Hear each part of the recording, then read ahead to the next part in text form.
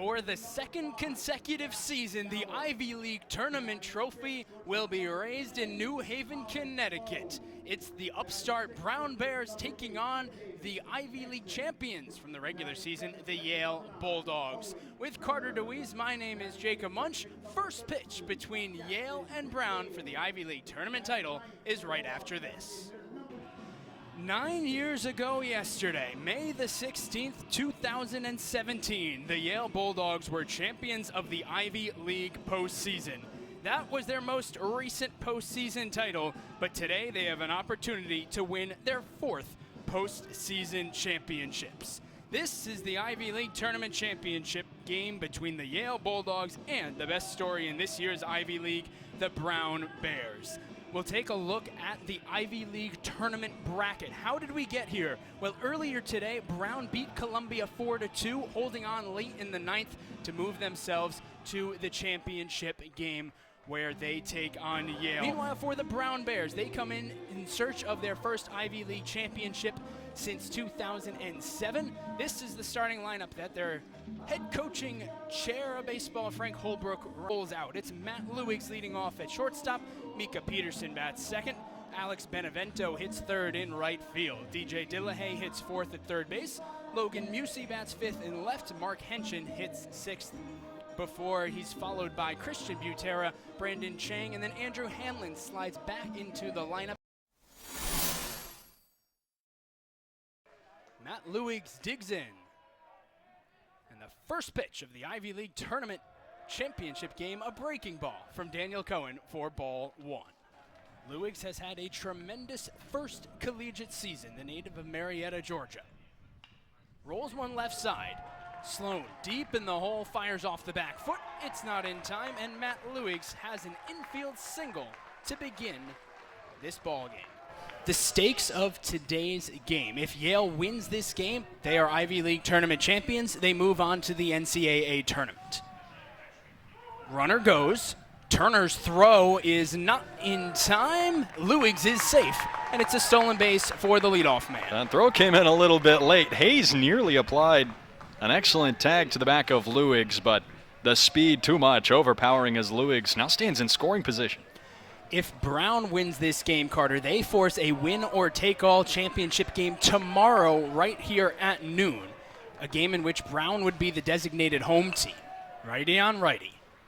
Cohen induces a single into center field, and Alex Benevento gets this championship game started with an RBI base knock.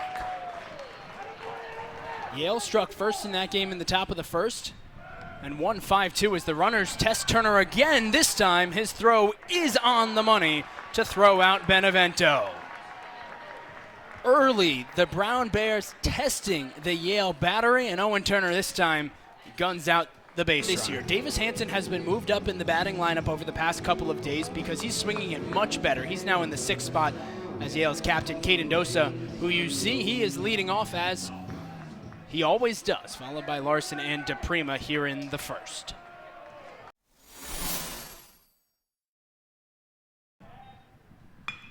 This breaking ball is hit into left center field.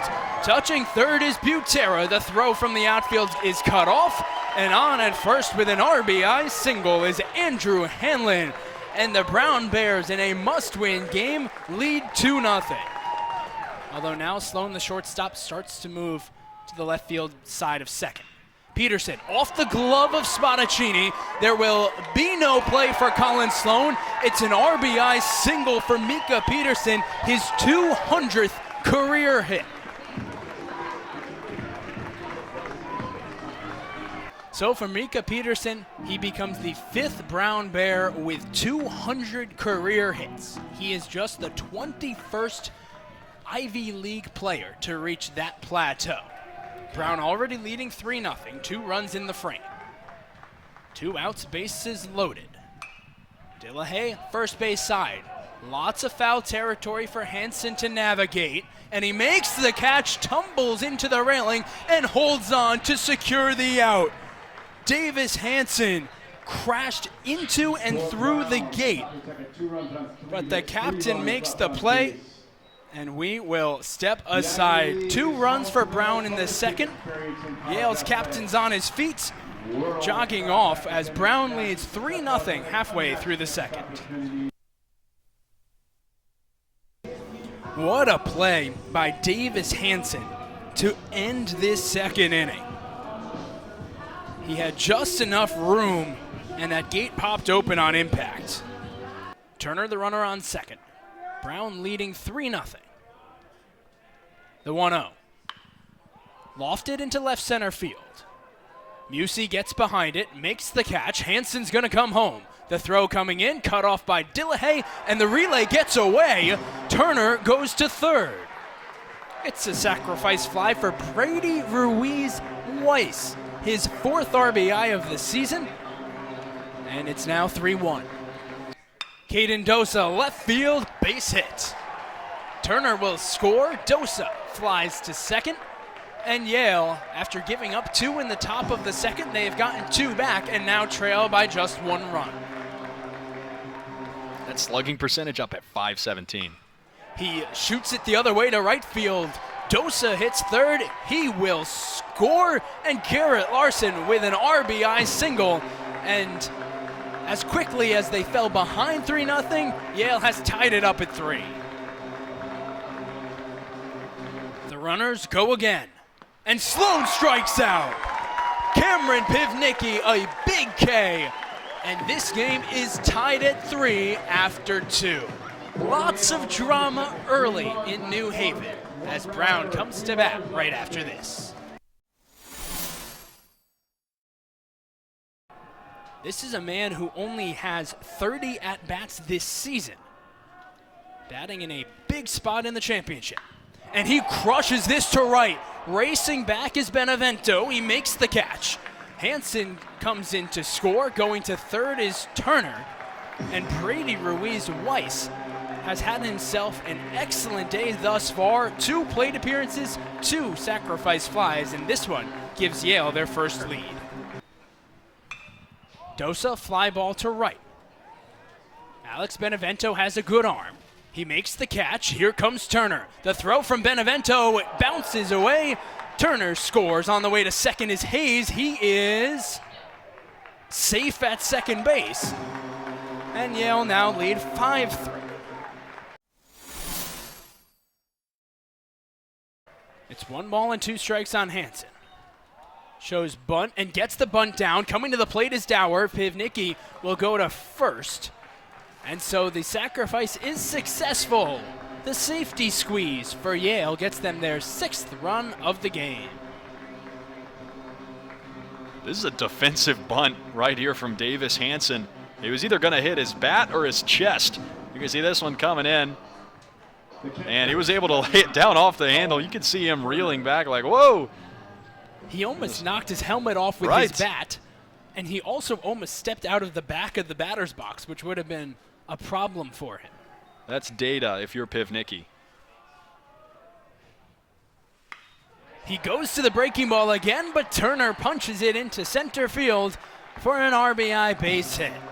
I'll admit, Jacob, I'm really surprised he went back to that breaking ball after seeing what Turner just did to it a moment ago. This time, Turner perfectly adjusts and sends it up the middle. Yale now 7 runs unanswered. Cameron Pivnicki, it hasn't been the same for him. Jackson Hayes hits it well to left field, back to the wall. Is that caught? It is! Unbelievable! Logan Musey, incredible. He hit the wall, he hit the ground extremely hard, but he gets to his feet, having ended the inning. You will not see too many plays better than that. Logan Musey, superb. Through the contact, holds on. And Yale lead 7-3 after 4.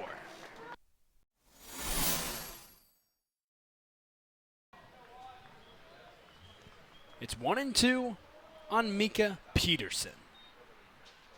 He waves and misses, and Teo Spadaccini lets out a Yale. It is stretch time in New Haven.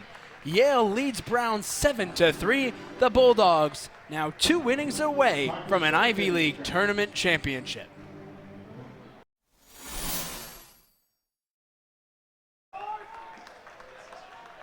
Here's the 2-2 from Winslow to Henshin. That hit him.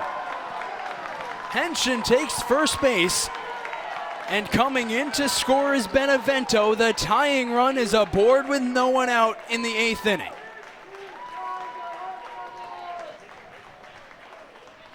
Has walked one and hit one, and Chris Wojcik is going to the bullpen. Winslow faces 2 hitters, a walk and a hit by pitch, and that is all, and they are going to turn to Jack Omen to get out of this jam. Omen started 2 days ago, and he will now pitch in relief for Yale, and in such a big spot, we will keep it here. Winslow only faces 2 batters. This is bold by Chris Wojcik and Brian Hale. It's bold. This is postseason baseball, though, and you've got to turn to your ace when you need him the most. Jack Omen, 5 innings of work on Friday, 100 pitches. Back here on Sunday. The 1-2. Flown into right field. This should be enough to get at least 1 run in. Making the catch is DePrima. Tagging and scoring is Dillahay. Musi moves to third. It's a productive first out for Christian Butera. It's now 7-5. Will Henshin go on 3-2 with 1 out? He does not, and it's ball 4.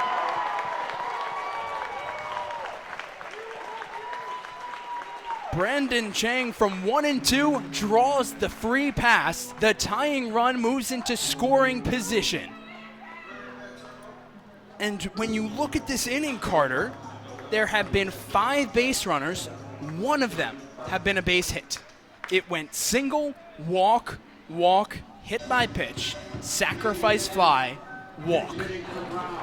It's 1-2 on La Grassa. Swing and a miss, strike 3. Fastball up and in, 2 down in the 8th. The Brown fans have been standing all inning, waiting for a moment to erupt. They've gotten 2 back in the frame. They're looking for more. In there, strike 3 called. Omen freezes Lewis, and Yale's starting pitcher, Jack Omen, comes in out of the bullpen and escapes the jam.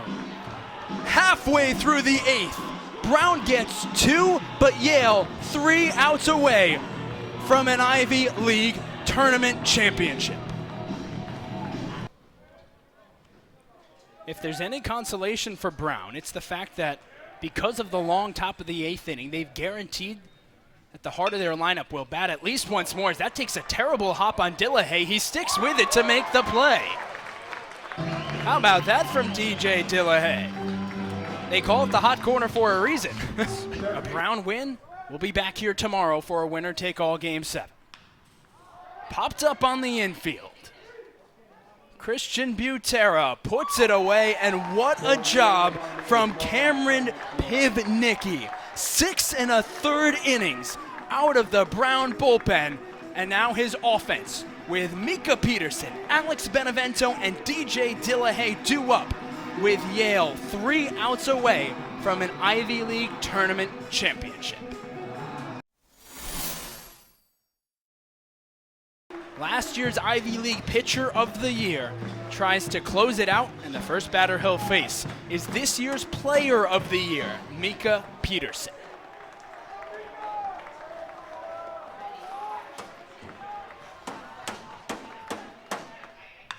Hard hit, base hit. Peterson shouts at his dugout on his way to first base. He was not waiting around to get this inning started. The righty's pitch. Popped up right side. Hansen makes the catch. 1 down in the 9th.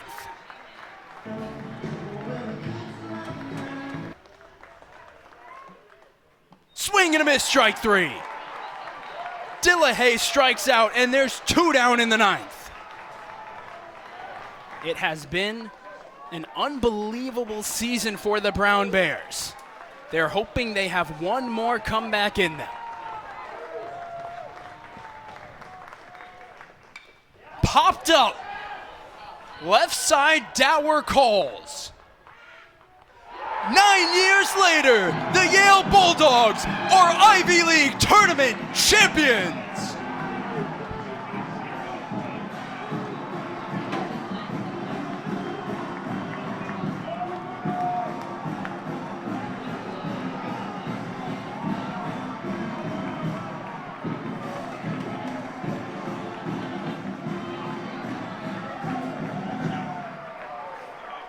Final score in the championship game, Yale 7, Brown 5.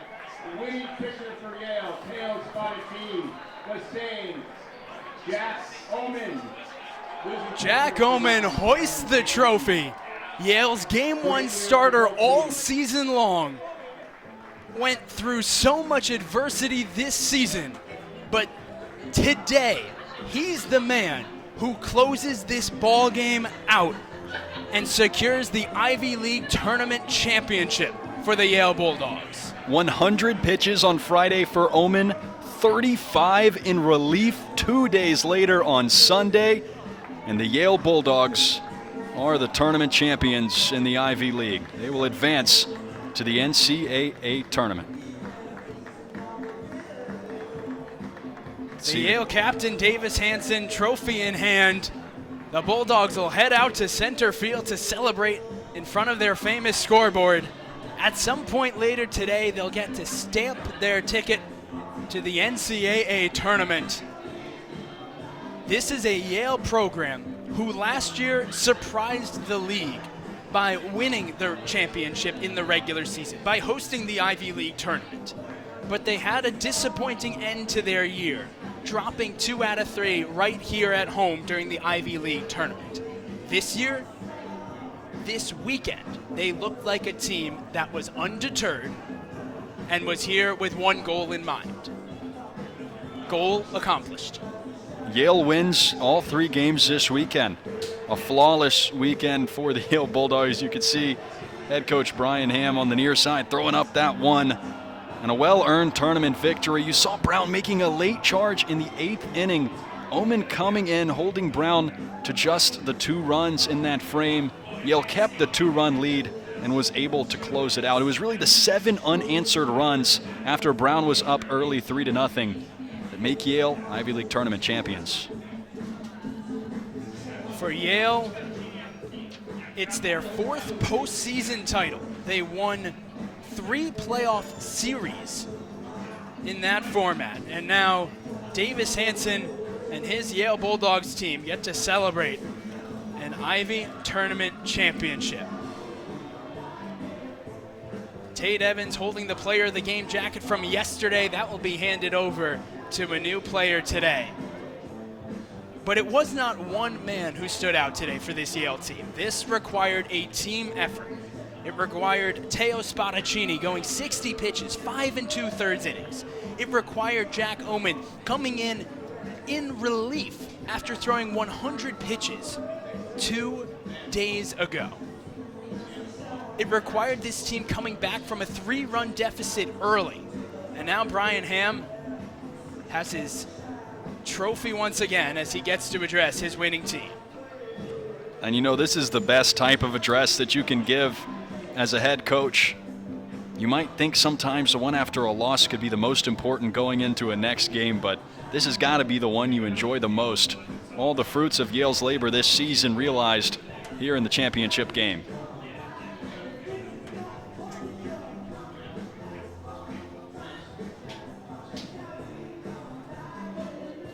Brian Ham took over this program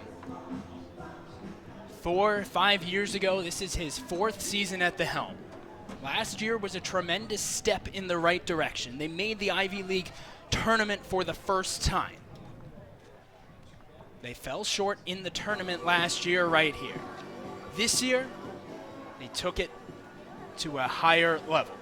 They finished the job with a batting lineup that only had 3 consistent returners from last year's batting lineup. They had to replace their Game 1 starter from last year. They had to replace other important pitching pieces. And they weren't sure how all these pieces would come together this year. But they've come together in an Ivy League championship and an Ivy League tournament championship. And it was a complete performance in all 3 games for Yale. They were able to put runs on the board while preventing the other team from overcoming them. I mean, pitching depth is something that you really talk about in a postseason environment like this. Yale didn't have to go as deep because they only played 3 games. Brown had to play the 4 since they took the loss. But everybody that Yale sent out, they felt comfortable with. Not everybody had their best stuff this weekend or today. We saw Daniel Cohen not having the outing he would like. Ben Winslow not performing in the way that he would necessarily want to.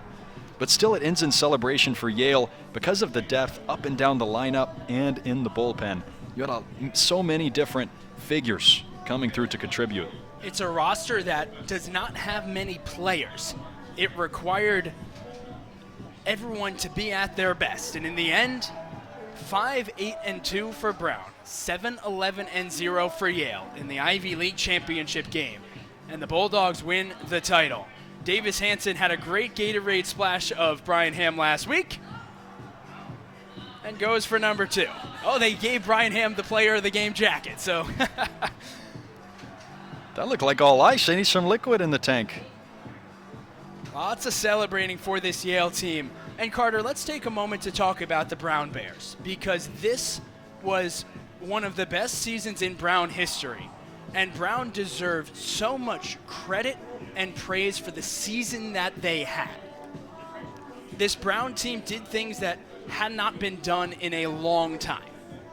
And yes, Brown is disappointed that they have to watch Yale celebrate the title.